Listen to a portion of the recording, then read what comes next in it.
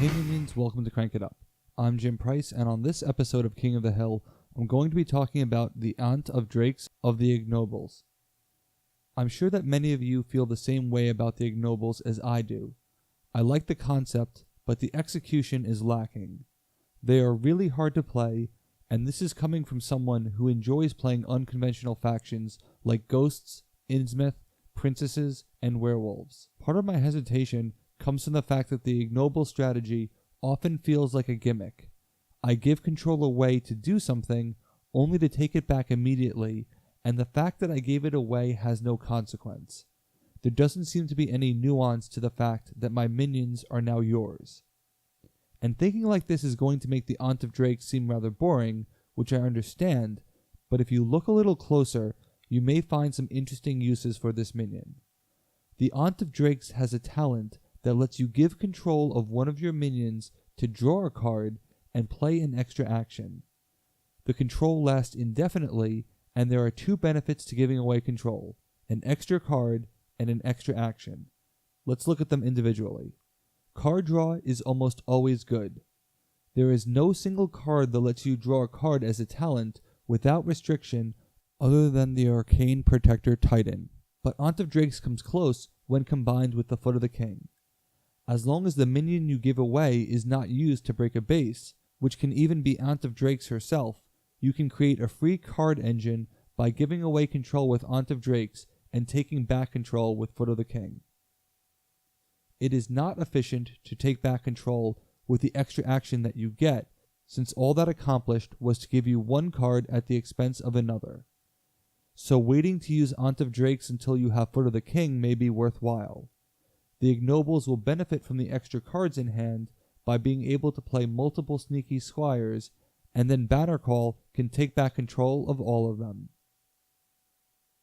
If you are intending to give away control of the betrothed anyway, you can do this instead with Aunt of Drakes to get her benefit. While these are good combos, they are still gimmicky and doesn't feel like you are exploiting Aunt of Drakes in a novel way. So what options are there? In general, you may want to ask yourself, when is it more valuable for my opponents to have a minion rather than me? The obvious answer is going to be the Itty Critters.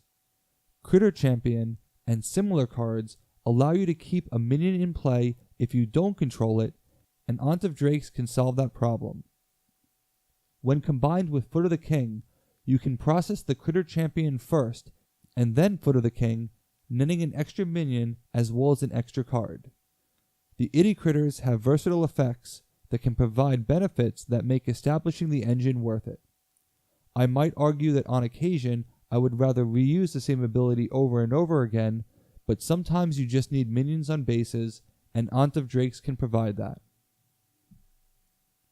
It seems like the Itty Critters were designed to help the Ignobles, which came first, but what about some other unexpected combinations? Well, there is an intriguing combo all the way back to the core set with a card that always seems to let me down, Armor Stego of the Dinosaurs. The problem is that I have a very difficult time using it to break a base on my turn because the power just isn't there. While it's helpful to have the extra power on opponents' turns, I'm giving them a turn to overtake me on the base, and they usually do. The extra power from the Armor Stego only makes it that much easier to break the base. But this is where Aunt of Drakes gets interesting. When you give control of Armor Stego, your turn is no longer the turn of the controller, which means that the Armor Stego gets the power boost on your turn, just not giving it to you. Now, as a 5 power minion, that extra boost might be enough to break a base when Inevitable Betrayal can be played. While the Armor Stego will lose the 2 power it had before, that power was needed to help with breaking the base.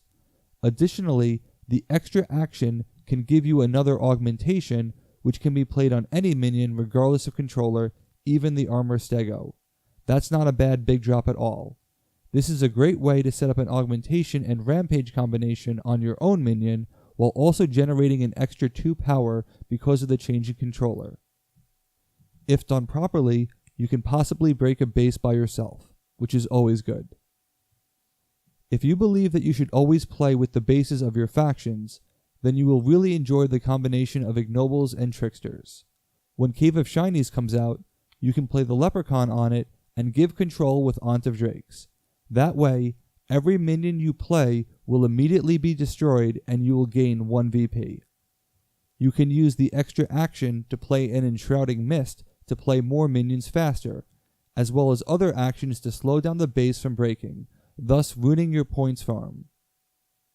I love getting the Leprechaun to be played on Cave of Shinies, but usually someone has to make a mistake.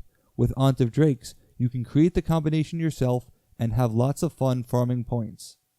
If you play Daisy Chain on the minion you give away, there is less urgency to take it back as it now has less power, but that minion will come back to its enhanced power when you do eventually regain control. Funbear of the Teddy Bears is a great candidate for Aunt of Drakes as well.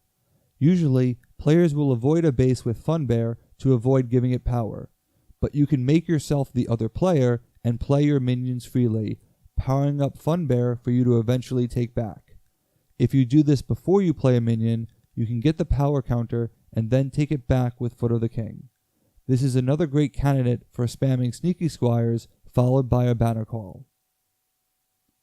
You can also use Aunt of Drakes to ensure that another player has more power than you on a base. This works well with fledgling vampires, but even better with halflings. Your Shire Marshal can play extra minions as well as the Bardling. If you use your action to play Replaying Debts, you can play even more minions before your banner call. When combined with the Sneaky Squire, you can drop off a lot of minions on a single turn. Hopefully you played a lunch run or two to create massive card draw, which will help you get to Spoiled Brats, which will let you repeat the process. This wouldn't be a Crank It Up video unless I made my obligatory mention of ninja bases. Winter Squash is one of my favorite bases in the game because of the tension it creates, because you want to be in second place. If you combine the Ignobles with the ninjas, you now have 3 bases where you want to be in second. You can give all your minions away to another player, which means that they no longer have to be tricked into playing on that base. You can throw on a last-minute Shinobi and enjoy 3 or 4 points depending on which base is out. Imagine how amazing this ability would be if they just added 1 more ninja base. As you can see, there are some interesting Aunt of Drake combinations. Foot of the King is often necessary to make these combinations worthwhile, but the simple act of giving away control can lead to some interesting outcomes, and that's where Aunt of Drakes truly shines. Hopefully this will draw more attention to the Ignobles and lead to more victories for them. That's it for this week. Thanks for watching. Be sure to like and subscribe. Let's shut it down.